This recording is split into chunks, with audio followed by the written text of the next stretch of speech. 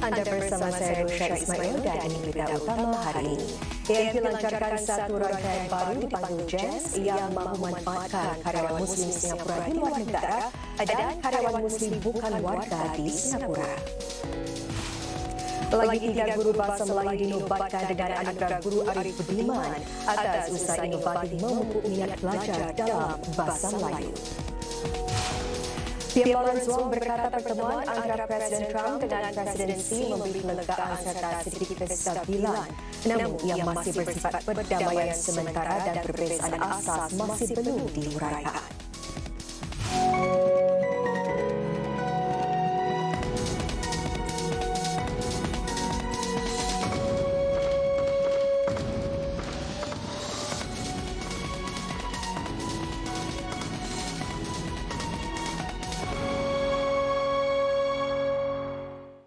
Salam sejahtera.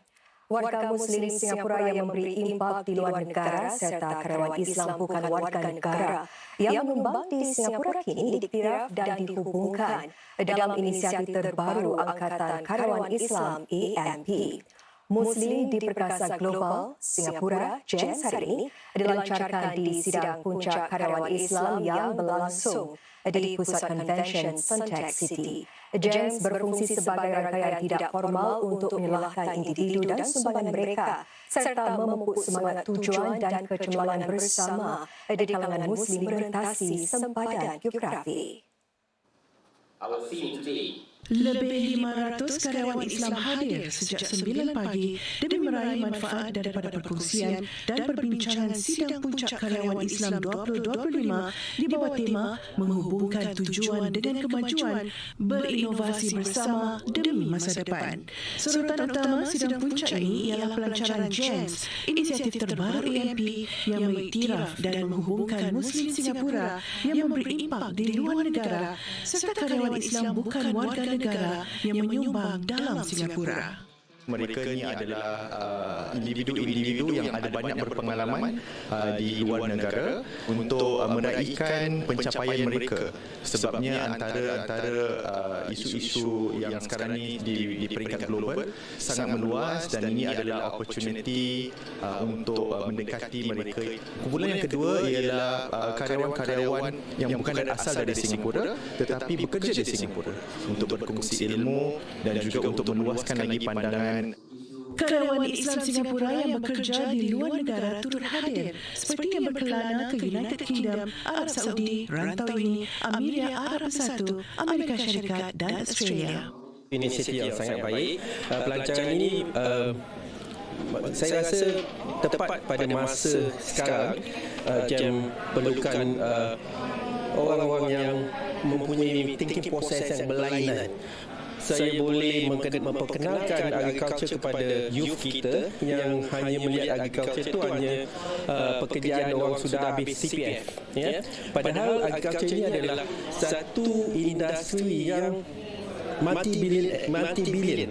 Antaranya kita akan melebihkan aktiviti-aktiviti untuk saling mengenal antara negara-negara yang lain dan nombor 2 ialah untuk feature dalam seperti publication karyawan kita telah membuatkan aktiviti-aktiviti ini semenjak beberapa tahun sudah. Cuma ini kali pertama kami berkumpul untuk mengenangkan dan menunjukkan dan meraihkan individu-individu tersebut. Selain 2 sesi perbincangan utama oleh para pemimpin industri, para peserta juga menyertai sesi pecahan mengikut sektor merangkumi kelestarian, kejuruteraan, sosio-pendidikan, keuangan, undang-undang dan keselamatan siber. Sidang Puncak Karyawan Islam merupakan acara utama kepada kolektif karyawan Muslim MPC yang dilancarkan tahun lalu bagi memupuk ekosistem karyawan Muslim yang dinamik di Singapura. 3 guru bahasa Melayu menerima anugerah Guru Arif Budiman atas sumbangan cemerlang mereka dalam pengajaran dan pembelajaran bahasa Melayu. Ketiga-tiga guru memaparkan usaha inovatif menarik minat pelajar menerusi penggunaan teknologi serta pendekatan kreatif agar pembelajaran bahasa Melayu jadi lebih menarik. Mereka dipilih daripada hampir 400 pencalonan yang diterima tahun ini. Anugerah itu disampaikan oleh tetamu kehormat Menteri di Pejabat Perdana Menteri Merangkap, Menteri Kedua Keuangan dan Pembangunan Negara Indrani Raja di Museum Tamadun Asia ACM siang tadi. Dalam ucapannya, Cik Indrani berasa kagum terhadap keupayaan para guru menarik minat pelajar menerusi kaedah inovatif. What impresses me about our Malay language teachers is their remarkable ability to bridge tradition with innovation. In an era of fast-evolving technology and AI, these educators have masterfully adapted their teaching methods while preserving the essence of our mother tongue languages. Setiausaha Parlimen Kanan Pendidikan yang juga pengerusi Jawatan Kuasa Pembelajaran dan Penggalakan Penggunaan Bahasa Melayu, Dr. Syed Harun Al-Habsyi melihat pengiktirafan ini sebagai satu dorongan buat lebih ramai pendidik melestarikan Bahasa Melayu. Melalui pengiktirafan ini, kita berharap dapat menggalakkan lebih ramai guru untuk tampil ke hadapan sebagai suri teladan yang berjiwa pendidik dan juga berakar budaya. Bagi Cikgu Muhammad Mukhlis Zulfikri Zulkifli, beliau bukan sekadar mengajar tetapi membina hubungan bagi memupuk minat muridnya terhadap bahasa Melayu. Bagaimana kita boleh pupukkan cinta itu adalah mereka harus suka guru mereka dahulu. Jadi saya harus kenali setiap seorang murid saya, apa yang mereka suka lakukan, bagaimana cara pembelajaran mereka. Bagi merangsang minat para pelajar, beliau menggunakan elemen seperti drama, nyanyian dan lakonan serta penggunaan ICT dan bahasa yang dekat dengan para pelajar. Cikgu Mukhlis yang mengajar di Sekolah Rendah Waterway merupakan satu-satunya penerima agap dalam kategori teladan, yakni bagi guru yang telah berkhidmat sekurang-kurangnya 10 tahun. Anugerah ini merupakan satu amanah. Bukan saja sekadar satu anugerah, tapi amanah untuk saya terus menyumbang dalam bidang pendidikan dan juga kerja-kerja kemasyarakatan. Bagi penerima agap kategori perangsang, Cikgu Filzatul Azrin Ghazali pula, pendidikan bukan hanya tentang menyampaikan ilmu, tetapi membina keyakinan dalam diri pelajar untuk bersuara dan menyerlah. Cikgu Azrin yang mengajar di Sekolah Menengah Anderson telah menyokong penyertaan unit bahasa Melayunya dalam pelbagai peraduan dan pertandingan yang dianjurkan pelbagai institusi.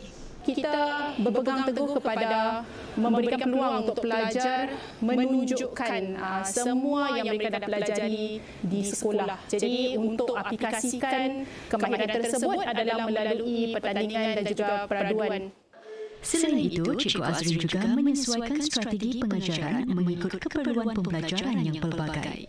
Umpamanya, beliau mencipta pengalaman pembelajaran yang imersif dengan mengintegrasikan realiti maya dalam pengajaran sastra. Lantas, pengiktirafan ini menjadi pendorong untuk beliau terus cemerlang dalam pendidikan. Jadi saya anggap itu sebagai satu amanah yang saya akan teruskan. Daripada awal saya memegang jawatan sebagai seorang guru sampailah saya menerima penempatan ini dan mungkin akan bertambah lebih berat dengan adanya lebih ramai pelajar-pelajar lain yang mendatang. Seorang lagi penerima anugerah Guru Arif Budiman kategori perangsang, Cikgu Siti Suhana Alias dari Sekolah Perempuan Paya Lebar Methodist juga mengintegrasikan penggunaan teknologi dalam pengajaran. Beliau menghidupkan cerita fiksyen dengan menyepadukan realiti teribu dalam sesi membaca. Saya gabungkan pendekatan tematik itu dengan pendekatan teknologi ICT. Jadi di situ saya masukkan elemen teknologi aplikasi interaktif dan juga AR, augmented reality dan juga gamifikasi. Cikgu Suhana juga menjalin kerjasama dengan Perpustakaan Negara untuk mengadakan sesi perkongsian buku serta menjemput penulis tempatan bagi memberi pendedahan kepada pelajar. Segala usaha ini menjadi sebahagian daripada dedikasi beliau sebagai seorang pendidik. Memberikan saya semangat baharu agar saya terus meneroka dan mendalami pedagogi dalam pendidikan. Bagaimana saya mencari inovasi dan kaedah-kaedah yang terkini untuk memupuk minat murid pelajar bersama ini. Sejak 2007, Agap telah mengiktiraf 80 guru dari peringkat sekolah rendah, menengah hingga pra-universiti.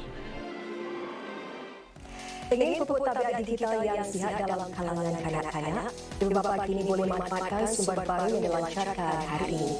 Ikuti laporannya selepas ini.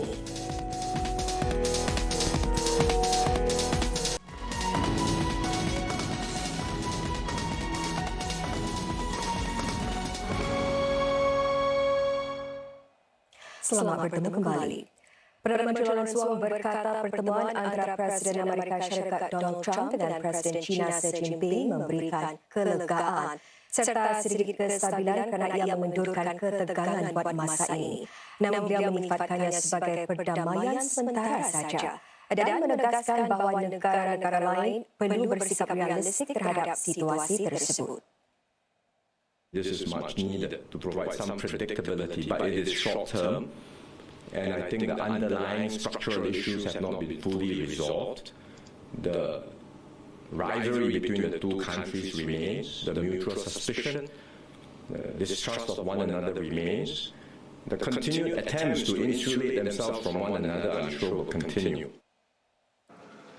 Wong berkata pendekatan Washington terhadap perdagangan sudah berubah dan beralih daripada sikap bebas dan terbuka bagi mencerminkan pandangan rakyat Amerika bahawa dasar sedemikian tidak menguntungkan mereka. Memberikan rumusan beliau mengenai sidang puncak APEC kali ini, Wong berkata ada peralihan tentang bagaimana rundingan dagangan dijalankan dewasa ini oleh negara-negara anggota, iaitu negara-negara meletakkan lebih banyak halangan terhadap dagangan atas alasan kepentingan negara. Pun begitu, Wong menekankan Singapura harus terus menyokong APEC serta usaha ke arah pembebasan dagangan.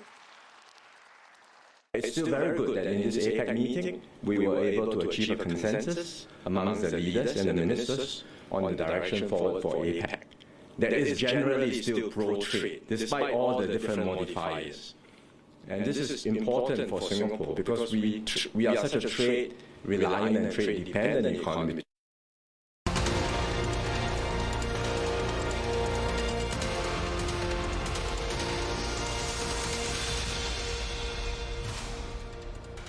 Sidang puncak APEC di Gyeongju, Korea Selatan berakhir dengan para pemimpin mencapai kata sepakat mengenai 3 perjanjian termasuk pengisytiharan bersama Gyeongju. Mereka bergerak untuk memperkukuh hubungan perdagangan dan pelaburan yang membina daya ketahanan serta membolehkan pembangunan bersama di seluruh rantau itu. Bercakap di satu sidang media, Presiden Korea Selatan Lee Jae-myung berkata, Seoul akan berusaha untuk mengatasi cabaran dalam hubungannya dengan Beijing. Beliau akan bertemu dengan Presiden China Xi Jinping dalam satu rundingan yang dijangka meliputi isu perdagangan Korea Utara serta wilayah yang dipertikaikan. Malaysia menggesa negara-negara supaya menghormati komitmen mereka terhadap keamanan semasa mesyuarat Menteri Pertahanan ASEAN di Kuala Lumpur. Dalam ucapannya, Menteri Pertahanan Malaysia Muhammad Khalid Nordin melahirkan penghargaan kepada negara-negara rakan atas usaha mencari pura yang damai berhubung pertikaian sempadan antara Kemboja dengan Thailand. Mesyuarat itu menghimpunkan para pemimpin pertahanan ASEAN dan rakan-rakan dialog bagi membincangkan kestabilan serantau dan kerjasama lebih kukuh. Turut hadir ialah Setiausaha Pertahanan Amerika Syarikat HEXEL dan Menteri Pertahanan China Admiral Dong Jun. Menteri Kesihatan Ong Kang menyuruh ASEAN supaya mencapai kata sepakat dalam usaha membantras penggunaan vape. Dalam perbincangan bersama rakan-rakan sejawatnya, Encik Ong turut mendesak supaya tindakan lebih tegas diambil memandangkan vape masih dibenarkan di beberapa negara jiran terdekat Singapura seperti Malaysia dan Indonesia. Yang akhir industri berpindah bernilai berbilion dolar ini membawa cabaran besar dan menekankan keperluan untuk segera membentuk satu pelan bertindak bersama. Berkata demikian di satu acara sembang santai berhubung vape. As far as possible within ASEAN countries, let us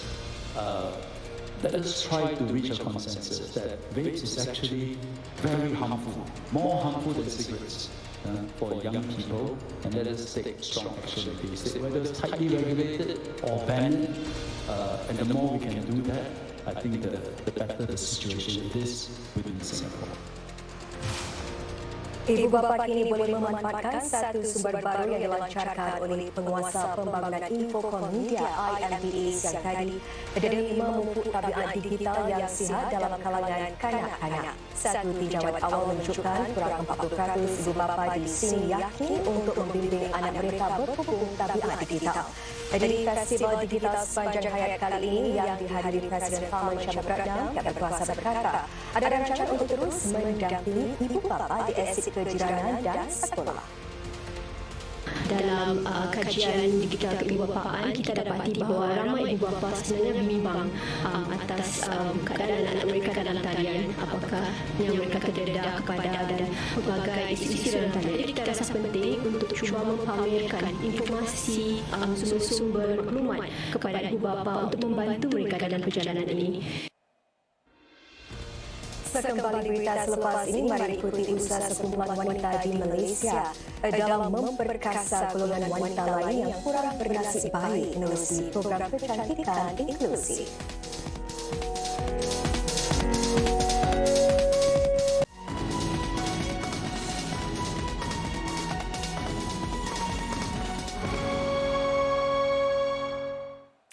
Diteruskan berita.